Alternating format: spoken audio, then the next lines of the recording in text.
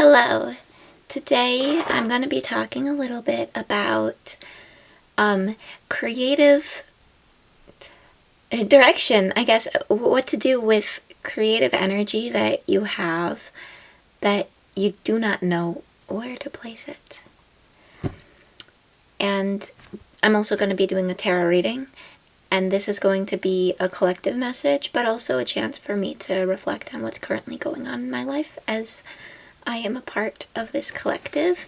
I also wanted to share that,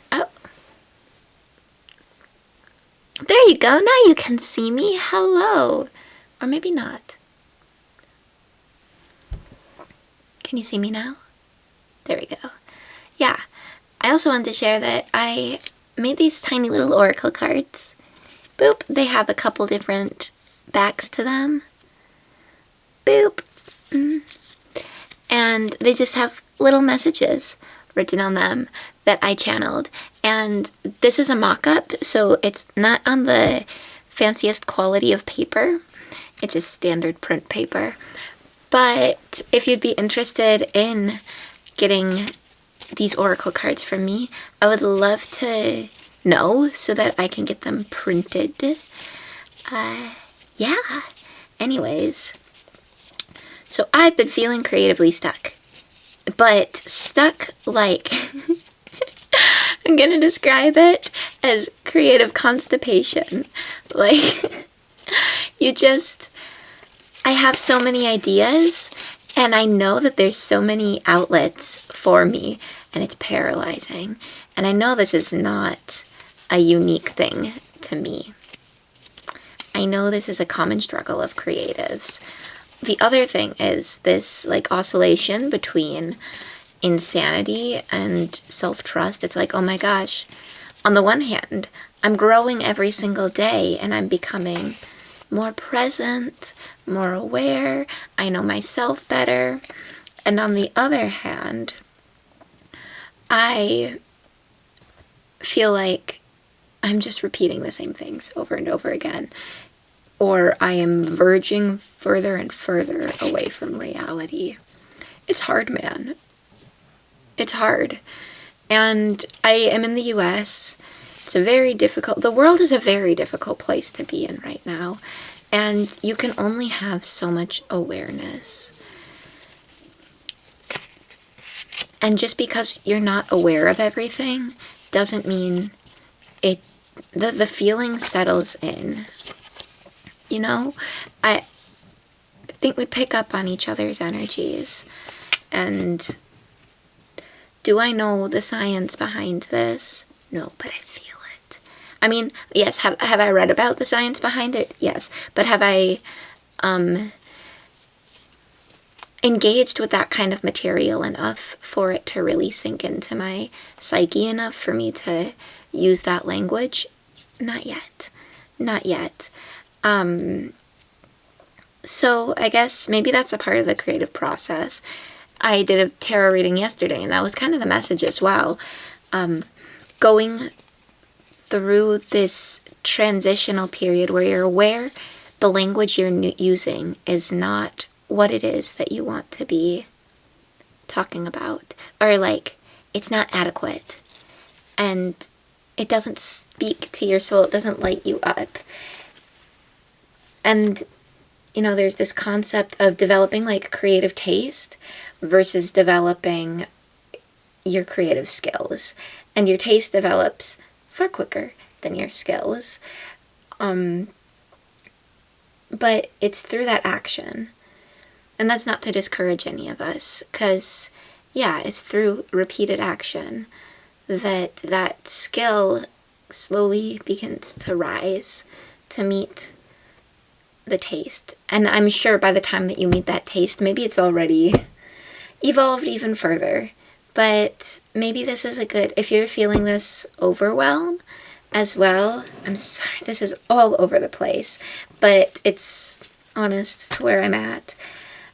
If you're feeling that overwhelm as well, maybe look back at how far you have come and what you have done so far, and how you maybe are exactly where, and maybe even further than where you were then that image, that ideal that you had in your mind years ago, you know, your creative abilities right now might just be the ideal taste that your past self had. Does that make sense? And here goes the part of my brain that goes, you're insane. You're silly. You're not articulating yourself well enough. We can be so critical of ourselves. And does that mean that we are any less worthy of showing up and creating and sharing our voices? Okay, so 3 of my oracle cards came out kind of as I was filming this, so I'll read them to you. We have this one that says, Artist Statement.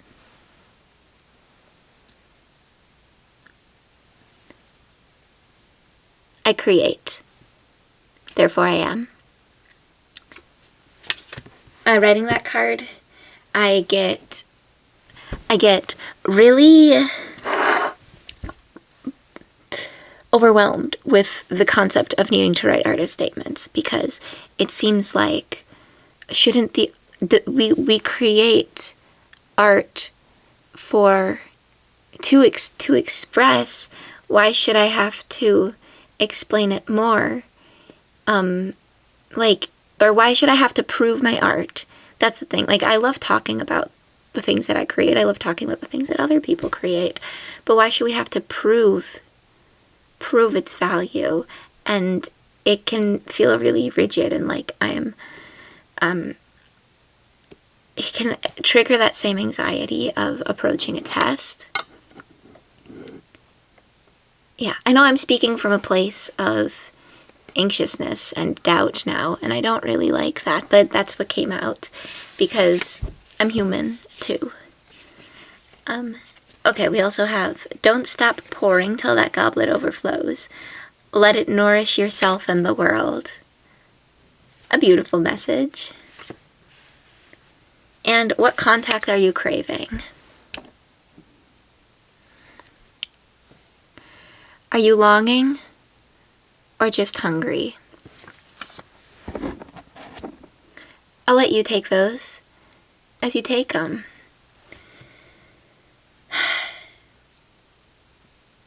And let's pull a couple tarot cards, shall we? I'm gonna get my Ethereal Visions deck.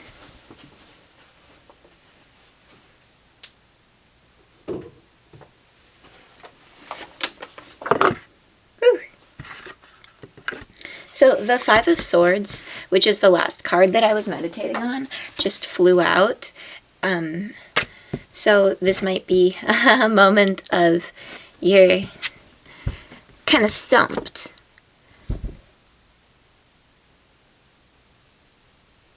Meditating on a particular situation, like, was it worth it?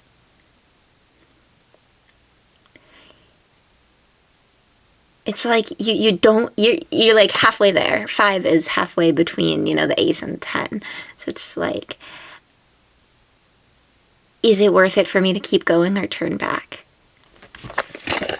Or do I turn back? And which direction is forward, it can kind of feel like, because it's evenly paced both ways. Okay.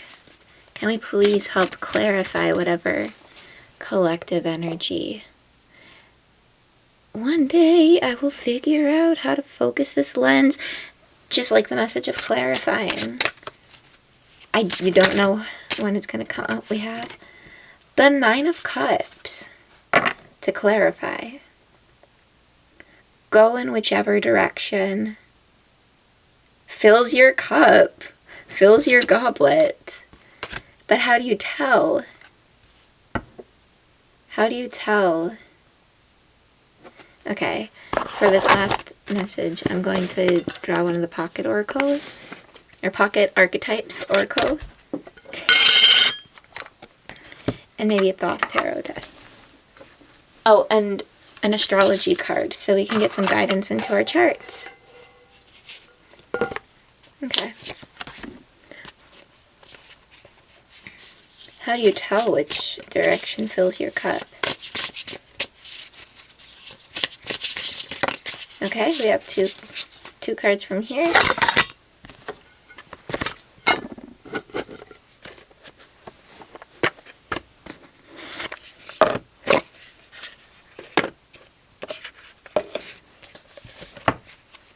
How do you tell which direction fills your cup?